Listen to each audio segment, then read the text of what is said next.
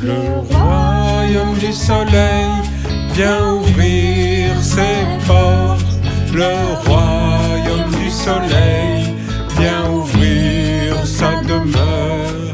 Le royaume du soleil vient ouvrir ses portes. Le royaume du soleil vient ouvrir sa demeure. Nous allons tous chanter, danser et célébrer ensemble pour l'éternité. Nous allons nous rassembler. Nous allons tous chanter, danser et célébrer ensemble pour l'éternité. Alors comme on vit une époque folle et formidablement folle, j'avais aussi envie de mettre mon grain de sel, ma participation à voilà, m'amuser un peu aussi avec un peu de tous ces délires. En même temps, ça reste quand même des digestions, des compréhensions de transformer des choses en sagesse, en partage compréhensible de comment marchent les mondes. Alors, du coup, je trouvais ça intéressant d'entrer en résonance avec tous ces mondes-là qui sont là en ce moment et qui planent autour de la France, vu qu'il y a une gouvernance complètement malade et folle, et il y a beaucoup de personnes parce qu'il y a beaucoup de prophéties qui parlent de retour du roi. Le retour du roi, de toute façon, voilà, c'est comme Star Wars ou le Seigneur des Anneaux, c'est toujours la même thématique. Les égrégores cherchent leur champion, et c'est intéressant. En ce moment, j'ai vu passer la vidéo d'un personnage qui s'est sacré roi, voilà, dans l'église catholique, avec tous ces trucs habituels, tous ces mondes qui veulent plus vivre, en fait, mais auxquels ils s'accrochent parce que finalement, ils connaissent que ça. Non, la royauté de Dieu, c'est vraiment autre chose, là. La royauté de Dieu, c'est un parcours initiatique, et c'est ce qui était à l'origine, et c'est ce qui doit être retrouvé aussi. Effectivement, dans le sacerdoce chrétien, mais qui est originel, hein, qui vient d'Égypte, l'ordre de Melchizedek, on dit, on est consacré prêtre et roi, prêtre et roi, c'est-à-dire pharaon des deux terres, c'est-à-dire qu'on est un éveillé dans les deux terres, on est puissant dans la maîtrise des forces, dans les mondes incarnés, dans les mondes des influences, mais dans les mondes divins, on a une alliance avec les mondes de la lumière. On est un prêtre, on est consacré, on suit ce sacerdoce d'être un prêtre dans l'ordre de Melchizedek, de celui qui n'est pas né de la femme, c'est-à-dire de l'homme originel, de l'homme primordial, voulu par Dieu, qui est éternel, qui vit, qui a pris l'énergie christique dans notre tradition. Voilà, et donc moi, personnellement, c'est ma tradition, c'est mon ordre initiatique l'ordre des prêtres de Melchizedek, les prêtres qui connaissent un peu, qui étudient ou qui pratiquent des lois magiques d'offrandes et de sacrifices, mais rien à voir avec ce qui est dans beaucoup de religions, finalement, de sacrifier des êtres extérieurs pour nourrir pour contenir des démons, des choses comme ça. C'est pas du tout cette magie-là, c'est une magie de lumière qui est en place dans la tradition essénienne, dans laquelle le maître Yeshua était un fruit sur l'arbre. Donc c'est cette tradition, cette filiation qui remonte à Enoch, des serviteurs de l'alliance de lumière, de l'alliance des 7 jours de la création, et voilà, ça c'est la partie prêtre, la partie consacrer la partie dans l'autre monde qui est au service, qui est agenouillé devant le trône de l'Éternel. Et dans la partie roi, là on est peut-être plus dans des considérations terrestres et effectivement dans ces notions peut-être de force sanguine, de filiation. La filiation, elle se fait forcément par les ancêtres, et on est relié à des mondes, et c'est vivant, et c'est comme ça, c'est puissant, c'est animé dans notre monde éthérique, dans nos influences, et donc par là, on peut agir du coup sur ces mondes parce qu'ils sont en nous. Et c'est là où je en viens avec cette vidéo qui est plutôt un jeu, hein. Pas comme les autres vidéos, c'est pas à prendre au sérieux, c'est juste pour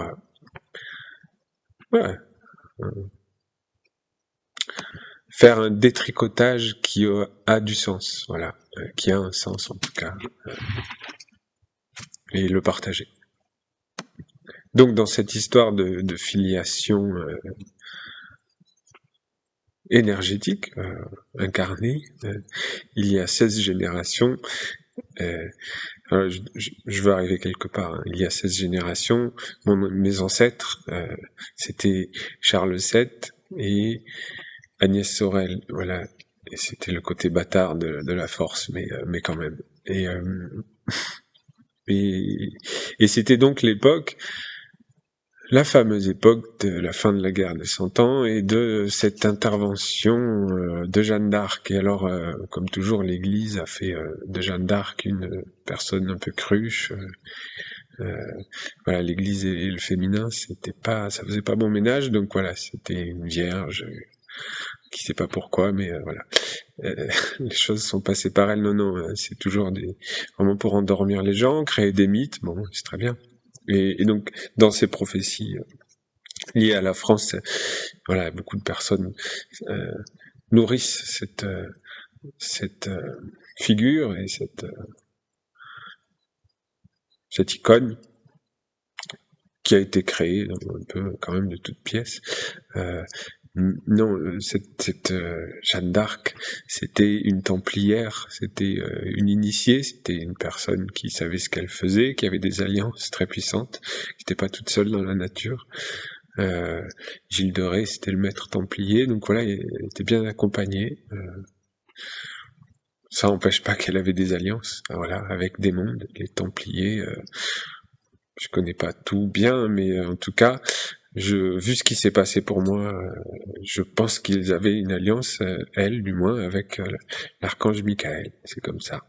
C'était des gardiens, protecteurs de certaines valeurs, et ils avaient une alliance avec ces mondes, de garder, de protéger des mondes et des alliances. Je dis cela parce que, je l'ai déjà raconté, mais là je sais vraiment concentré là-dessus. C'était cette courte vidéo je sais pas, de prétendant au trône, voilà, ça doit être pour rigoler avec ça. Quand je suis arrivé pour la première fois dans le temple de l'archange Michael, dans notre tradition essénienne, donc avec une alliance véritable, avec un maître qui maintenait cette alliance, je me suis installé dans le temple et à un endroit précis, et tout de suite au-dessus de ma tête est apparue une épée très claire, très majestueuse comme ça, au-dessus de moi, et donc moi j'étais plutôt de bonne humeur, et je me suis dit c'est rigolo, c'est l'épée d'Arthur et tout, pourquoi, qu'est-ce qu'elle fait là? Et en fait non, ça m'a dit non, c'est l'épée de Jeanne d'Arc, et il faut que tu demandes pardon pour ton ancêtre qui a trahi cette alliance, qui a trahi la personne qui portait l'alliance. Alors, quand t'es le temple, c'est le temple de l'archange Michael, tu ne peux que, de toute façon, c'est pour ça que t'es venu. À la limite, c'est l'accomplissement d'un parcours et d'un travail de guérir des karmas. Donc, je me suis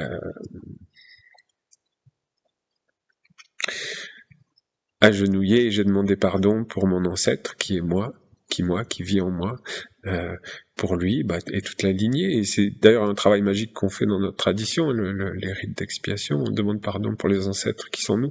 Là, c'était concret. Il fallait que je demande pardon pour cet acte précis, pour ce roi qui a trahi celle qu'il a mis sur le trône, du coup. Et cette demande de pardon, elle a été magique. Elle a été immensément magique, c'est-à-dire que instantanément, il y a eu comme tous les ancêtres depuis 16 générations. Moi, j'ai passé 24 heures en feu comme ça, et tous les ancêtres sont venus pleurer par mes yeux. Ça a été 24 heures assez folles. Ça pleurait. C'était une guérison, voilà, une guérison de 16 générations, je dirais, de malédiction parce que on voit l'état de la famille dans lequel je suis arrivé 16 générations après. C'est des maladies, c'est des maladies psychologiques à n'en plus finir. C'est des malédictions, des esprits qui se sont mis sur ces lignées parce qu'il y a une malédiction quand tu trahis la lumière, alors que t'es responsable à un grand niveau, ça pardonne pas. Et voilà. Et il faut qu'à un moment, quelqu'un arrive et guérisse ces lignées. Chose que j'ai appris du coup en m'incarnant dans cette lignée à faire, comment marchent ces lois quelque part, et c'est intéressant. Passionnant, c'est grand et c'est universel, et en même temps c'est dans le petit, ça prend un petit truc sur terre pour apprendre comment marchent les lois, comment ça fonctionne, et les erreurs qu'il faut pas faire, effectivement, quand on a des responsabilités, quand on gouverne, en plus ils étaient censés gouverner au nom du Christ et tout ça, donc bon, ils l'ont bien trahi, donc forcément, quand vient le moment de payer l'addition, ça peut faire mal. Voilà, et donc c'était vraiment une guérison karmique et une compréhension de comment marche plein de choses. Et ça libère des esprits, et ça libère c'est une action magique, voilà, sur des mémoires qui peuvent être libérées, des êtres qui sont libérés, et on peut passer à autre chose. Enfin, on peut passer à autre chose.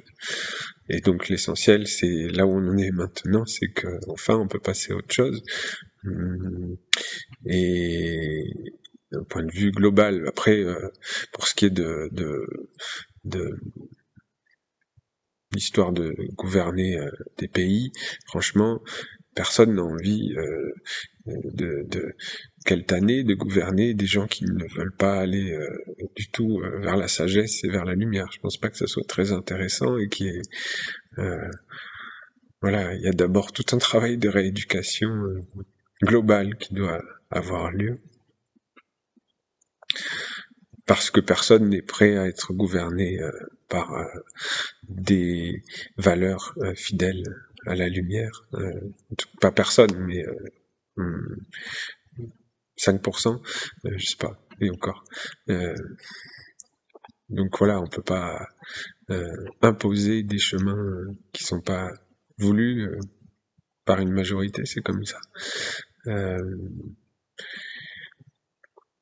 Voilà, mais c'est intéressant d'observer tout ce qui se passe, et toutes les illusions, les attentes, un peu stériles, parce que c'est pas le catholicisme qui est une religion morte qui va faire quoi que ce soit. C'est pas par là que ça va arriver, une éventuelle royauté. C'est